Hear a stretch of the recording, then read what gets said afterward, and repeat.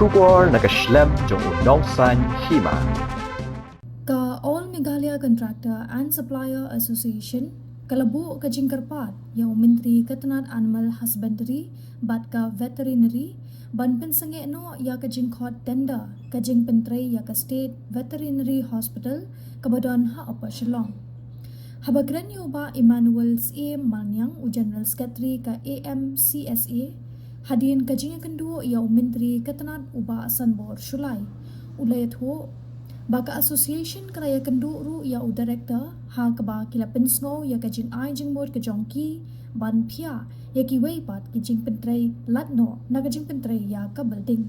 ulai thu bakat kum ka jing yo jing tip jongki kum ba khat san klur kadai ka jing pentrei ya ka building na lor kata la phia lai pho klur sha ki medical equipment bat ki wei ki jing penon kam jong ka building bat khat nyo klur ki dei ki kam ban pentrei ya ka jing bit jing biang ki bashabar jong ka building bakan thop ya ka jakat sa Kynnoh trei uba Emmanuel uloong baka jing ai jing mod ka association ban phia ya ka jing trei ka long khnang baki kontraktor baladap register bat ka sorkar kin yo kamlang ula keno baka jing Khot tender Tang Kawei ka song ka dei ba ki badon ha ka bor kiladon ki Briew jong Lajong namar kinong trei kontrak khasi kimla wan kot bor ban pentrei ya ki jing trei ki bahe Jongi mentasi Minister badi pej ka Animal Husbandry and Veterinary Department kadai halor jongka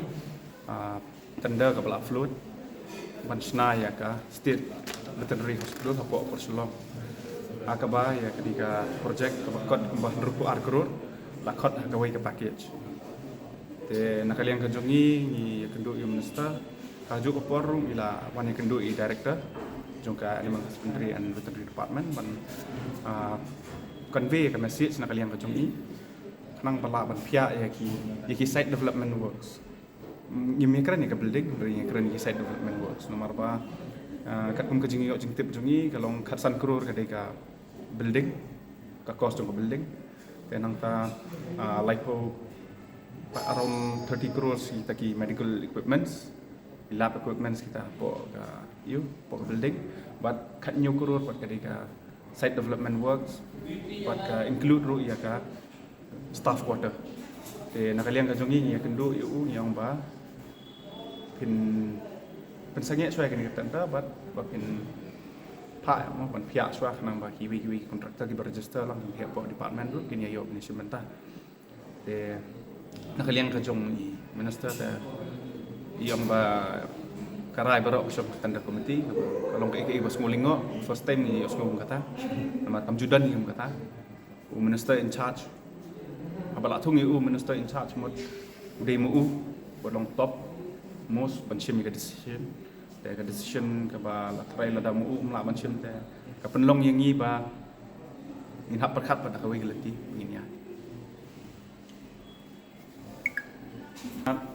nakaliang ka jong i yung anchupa sa principal secretary badi pej ya yo ya ka Animal Husbandry Veterinary Department